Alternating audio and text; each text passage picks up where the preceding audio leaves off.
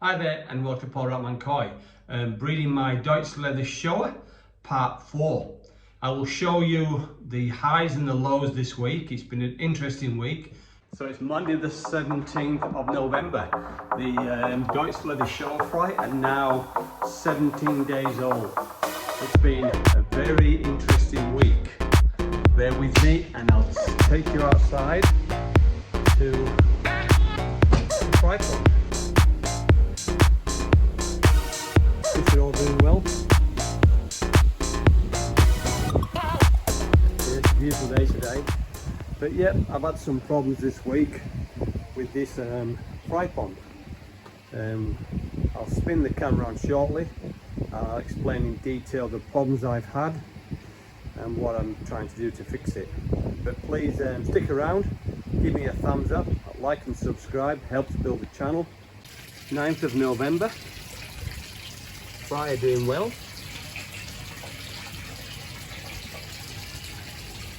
Sorry about the glare. Yeah, the fry are doing well now. They're starting to swim on the top and coming up for food. I've fed them several times since I culled them a few days ago. And the laundry basket is working very good. I'm doing a small top up of water every day, 10% top up, as the fry don't like too much pressure, so I tend to try and do a small top up every day. So I'm slowly topping the water up. It's about 300 ml now. So I'm just slowly introducing 10% of new water every day. But yeah, the fry are doing well. Everything's working great. I've got a bit of a shake up on top. Obviously it's starting to heat up this week, up in the 30 degrees. So it's starting to get warm now. I need to keep these ponds covered up. Otherwise you just get overrun by algae.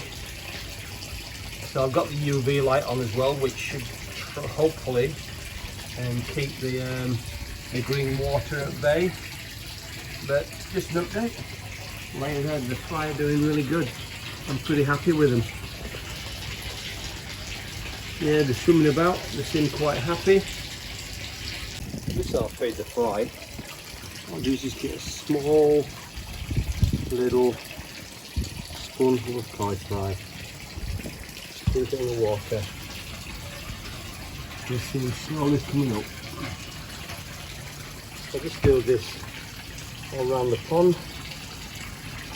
So the bottom, so they're not truly at the top yet. Right. A little bit on the water. I do this twice a day. Give it a shade.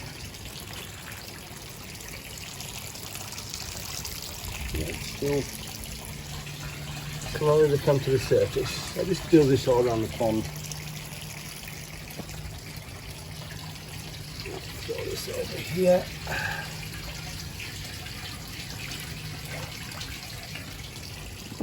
And that's how I feed them. I give them koi powder twice a day. And they'll slowly come up and eat it. See there at the bottom. Yeah. Sometimes they don't eat straight away, but then it's always good to feed the Daphne as well. So I do this twice a day. The water's still nice and clear.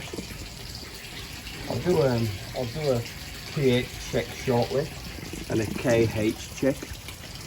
It's at present 9:30 in the morning, so I usually do a pH check in the morning, pH check at night. I'll do a KH check shortly and then we'll see how the KH is. I'm guessing the KH will be around about 5 or maybe 6 because yeah, the pH is still pretty high. I'll also show you what I do to bring the pH down as well. Just pop 3 little drops in there and hopefully it should be a very light blue. We'll see how we go.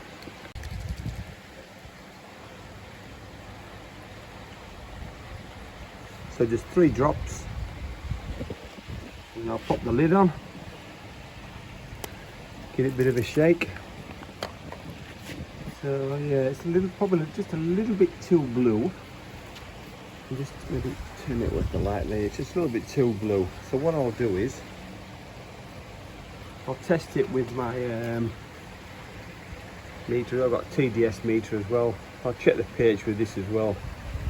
I'll see what the pH is with the meter. I always double check just in case. I don't trust one method. So let's see what it is. Yes, it's 7. Just probably say about 8.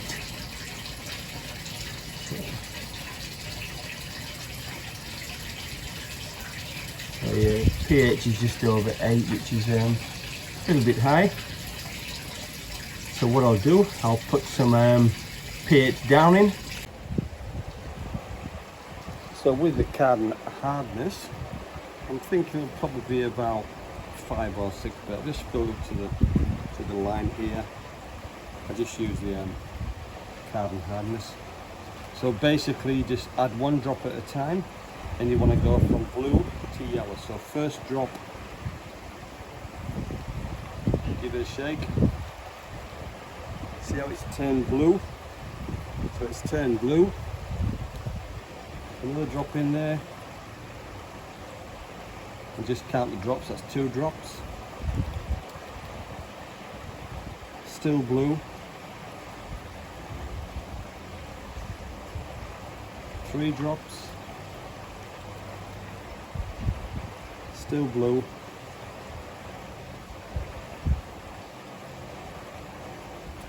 4 drops, and it's slightly starting to go yellow.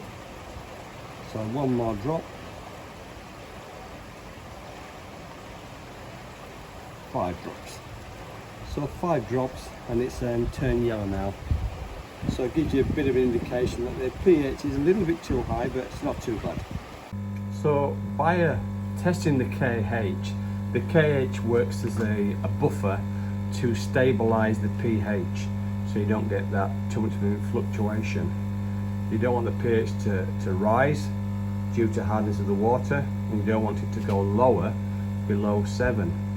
So what I like to keep it about 7.5, especially with fry, which are very delicate. So this is what I use to bring the pH down. It lowers the pH. It's just an acid buffer, and it's good for when you live in a place like in WA where I am in. The water is very hard, so I use this to bring the pH down. The water comes out of the tap at about 7.8, which is pretty high, so I have to always add a little bit of buffer just to bring the pH down. I don't test my KH all the time. I only test my KH once every week or so, especially with fry, because they're very, very delicate, been so tiny. And but all I do is, yeah, so basically there it's a 1/4 teaspoon for 80 litres. So I usually put about 20 grams. I'll measure it shortly, 20 grams, and I'll show you how I disperse it into the water. The idea with the pH is not to do a drastic change, but just a small change over a few days. So I'll show you how I add my acid buffer just to lower the pH. I always have a problem with fry. It's renowned, whether it's hard or soft water, it's all you got to keep that water as perfect as possible, within the elements of the weather and the amount of fry you've got as well. But it's crucial to keep the pH around 7.5, just in case it drops a little bit or rises.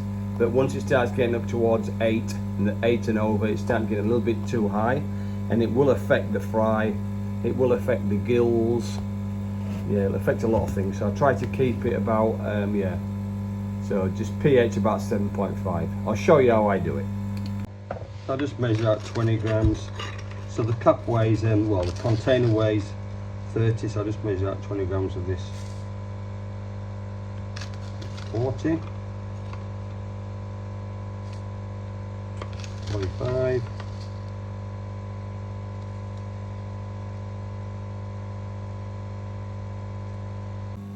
So we got 50 grams now measured, so I'll show you how I disperse that acid buffer into my pond.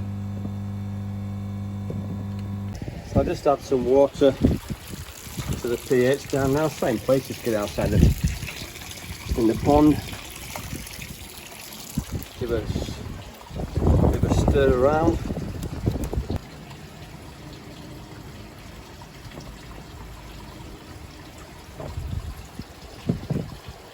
So I've added the pH down.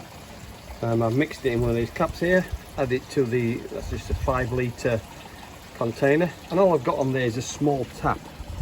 So what I do is just put it on, just so it drips like a very annoying tap. It just drips slowly. As you can see there now, it's just dripping slowly. So I just adjust the tap, just so it's dripping slowly. You can just see it there now. Now that will drip throughout the day now, and that'll slowly just change that pH. Not much, but it'll just slowly change it over the day. You don't want a drastic change with, especially small fry. So that'll just make sure you just put a small drip, and that's just water from the pond in the container, and that just drips then to the very bottom of the filter box. I've got a pipe, so the UV comes along here, and then this pipe here goes basically halfway down the filter box inside another 50mm pipe.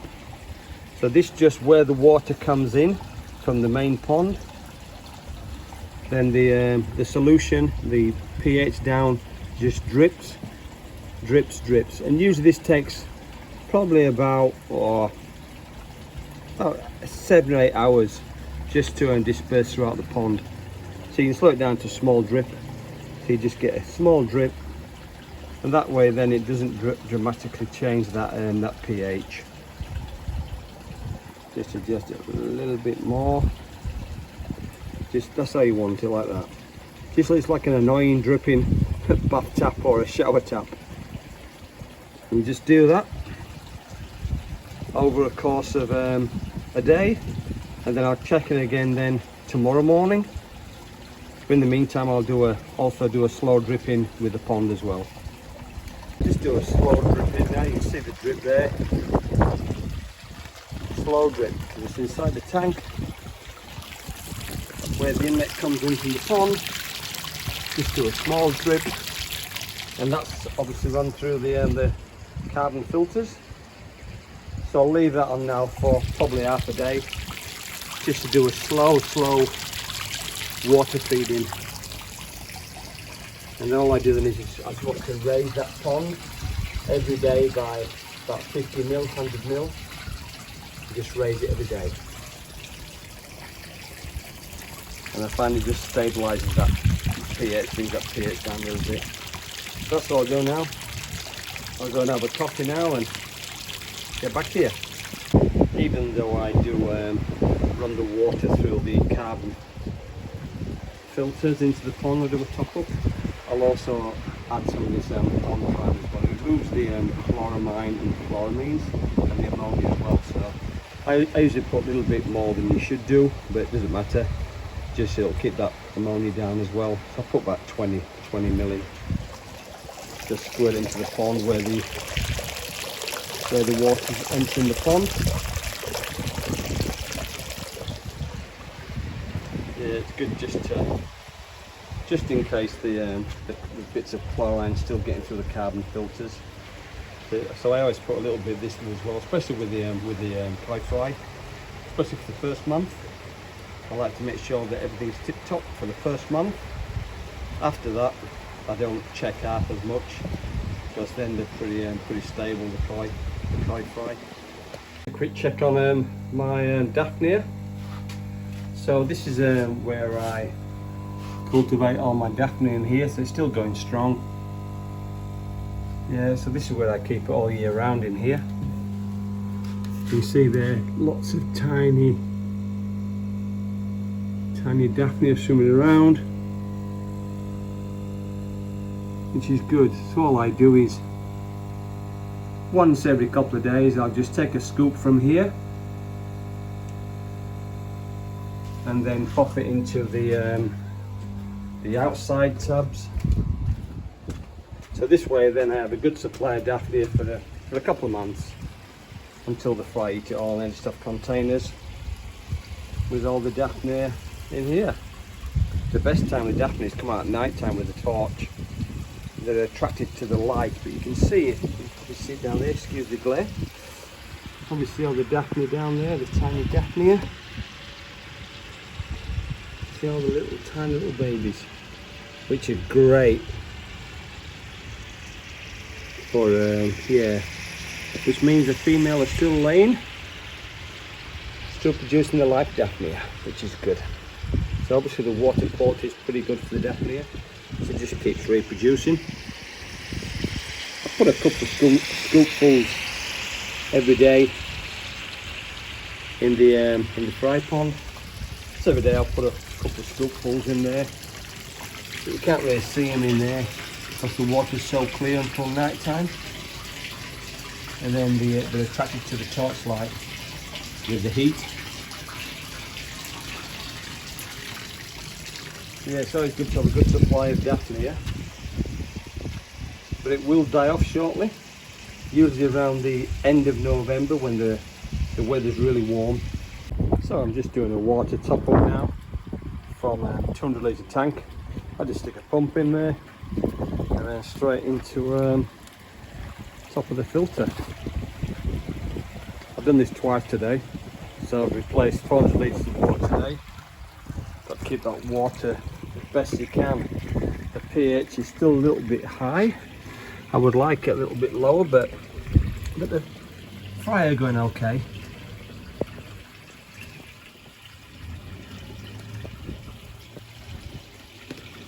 Yeah, the fry is still doing well. Just in there. I like to I need to get that pH down a little bit. It's just around 8. Just want to get a little bit lower. So over the next day or so, I'll just keep adding the pH down, and hopefully it will come down. It's always a problem you have with fry. The pH always high, so you need to keep on top of things, especially in WA with the hard water. But yeah, the fry's still doing okay. Still 1 or 2 floating on top each day, so I'm only losing a couple, which is normal. You usually lose about 10%, but so far they're doing pretty well. You can see them there, yeah, they're starting to get a little bit bigger.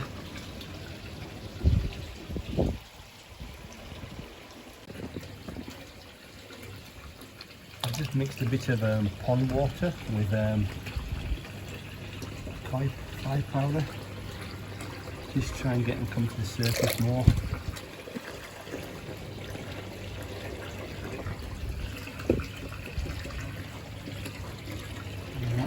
Algae shocker.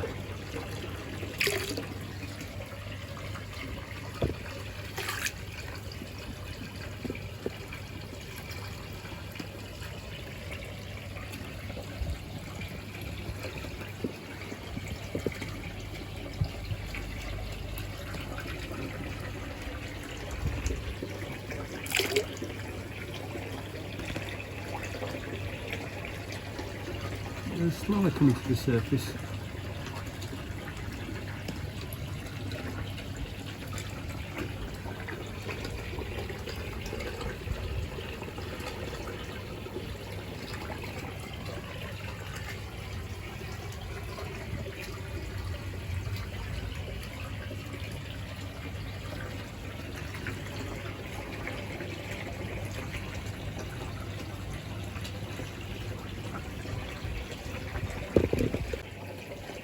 So there's not really much to see this week.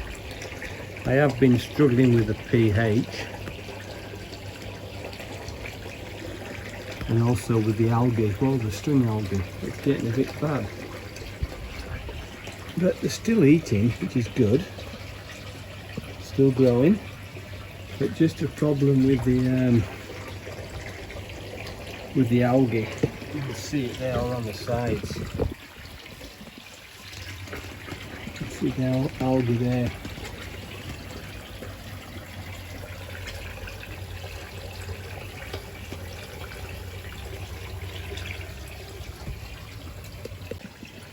I'll just take the A-stone out of the water so you can see them a little bit better. They are actually looking for food, but just that algae is causing a lot of problem, that string algae. It's hard to see them. You just see them there. They are coming up for the food. It's just the algae seems to, you can't see them much.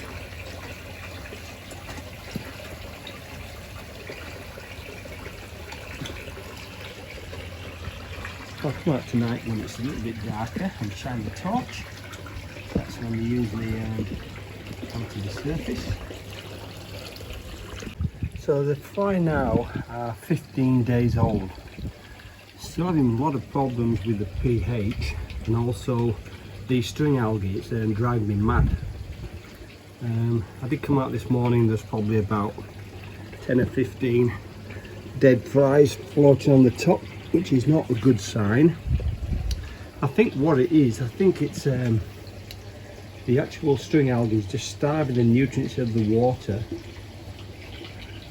It's clogging up all around the filter here, around the laundry basket, and it's also keeping the pH is too high. But you can see there, the other one looks like he's on his last legs. But yeah, there's still plenty in there. And they are still growing and still looking for food, but the problem is just that string algae. It's just everywhere. I've done a bit of a clean this morning of the string algae. It's just like candy floss. You can see there's still plenty of fry in there, but you can just see that problems with that string algae everywhere. So I'm gonna cover it up today completely. Just see if I can control that string algae, which will also then have a counteract with the pH as well. So then the pH, hopefully I can get that a bit stable as well. Still up around 8, just over 8, which is too high. I'm going to do a water check shortly, so I'll check the ammonia, the phosphate, which is obviously sunlight and the algae in the pond. But I'm going to cover it up, and what I'll do is I'm going to stop feeding, or maybe just feed once a day, just to get that string algae bloom under control and get that pH a bit more stable. There is plenty of Daphnia in there and Infosora, which is small crustaceans. I also put a bucket of the green water from there, which is full of Infosora as well, and small Daphnia, and I'll pop that in every day as well. But I'll keep it covered up. Let's say there's not much to see this week, so I might even get this video out, or I'll get another video out in maybe 2 weeks time once I've got control of this pH, and I'll let you know how the fry are going. But see if I can control this pH and get this string algae under control. But what I'll do is I'll put a net over the top now, fully cover it up with shade cloth, and see if that helps. But that's just one scoop, just thick with algae, string algae. I've squashed it all up, so I'll throw that in the bin now. So I've completely covered it up, so we'll see how it goes for the next day or so. Yeah, hopefully that should work. And you know, I'm bringing these videos to the viewers, the bad parts as well as the good parts. The good parts is, yeah, it's exciting spawning your own koi fish. The downside is it's bloody hard work. I've been battling with the pH in this pond all week, and also with the string algae. So it makes me wonder if maybe even the water authority is putting a few little extra chemicals in that water, because I've never had the pH this high.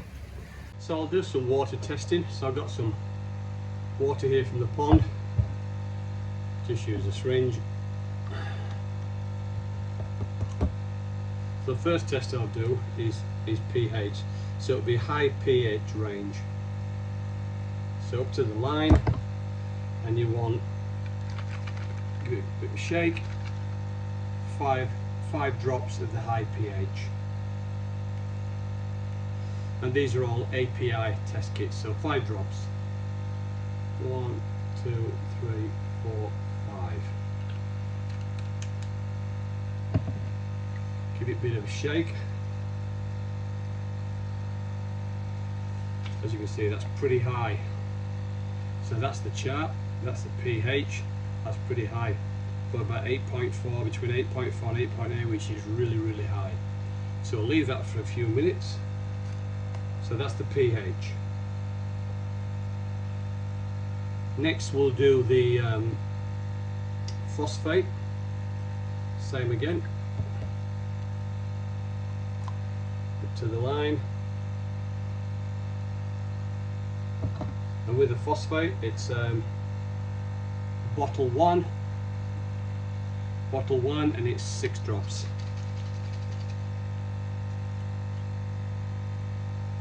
1, 2, 3, 4, 5, 6. There's 6 drops.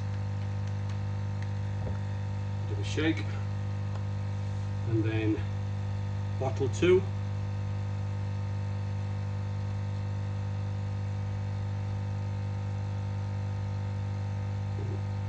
2, 3, 4, 5, 6. Bit of a shake. I'll put that down there for the time being for a few minutes. Okay, we'll do ammonia now. So same again, up to the line. And with ammonia, we use bottle 1 first of all, and this is 8 drops.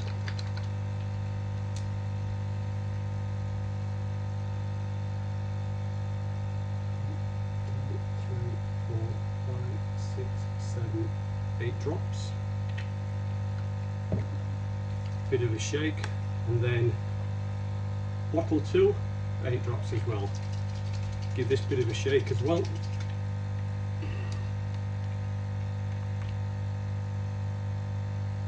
One, 2, 3, 4, 5, 6, 7, 8. We'll leave that now for a few minutes.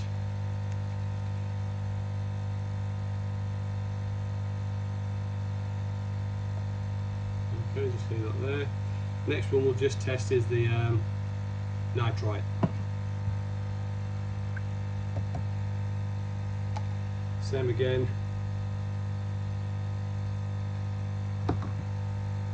With this one it's only 1 bottle and it's 5 drops.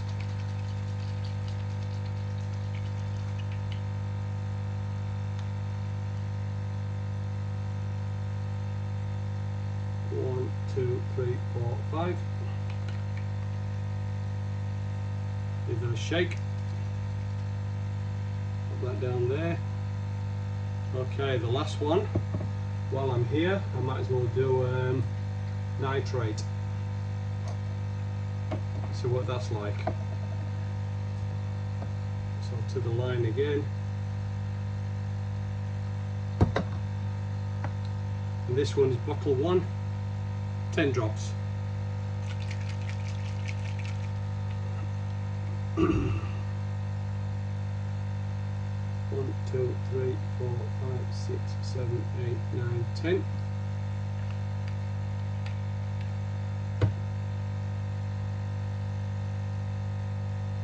Do a shake up, and then 10 of bottle 2. 1,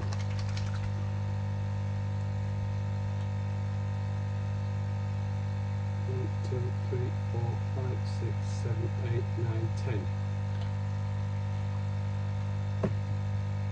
Give that a shake.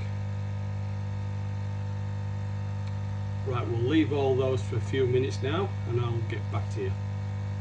So I've completed all the tests now. I also did a pH wide range test that's this one here. So I'll go through them now, and that's just 5 drops as well. I'll go through them now, let you know the results. Okay, so the first one, this one here, that's pH wide range. Now as you can see there, it's up above, oh yeah, around about the just over 8. That's a pH wide range. This is the pH high range, which is that one there, which is around about 8.4. The phosphate is spot on. That's basically 0. So the phosphate is 0. The ammonia is basically 0.25, between 0.25 and 0, so that's pretty good as well. The nitrite, that's very good as well. The nitrite is very good as well. That's at 0, which is good. And also the nitrate, that's really good as well. That's 0 as well. So this just rules out some of the problems with that water quality. So I basically think it's the pH. Once I get that pH under control and get that lower, that will then slow down the string algae. It'll stop the nutrients as well. So I think that's what's causing it. It's all the nutrients trapped in the string algae, and that's the reason why a few of them are dying as well. But if I can lower that pH and keep that pond covered up for a few days and only feed once a day, that should stabilize that pH. Everything else is really good, which is a bonus. If the pH was this high and the ammonia was very high and the nitrite was very high, then it would be bye-bye, all fry, because then it becomes pretty toxic.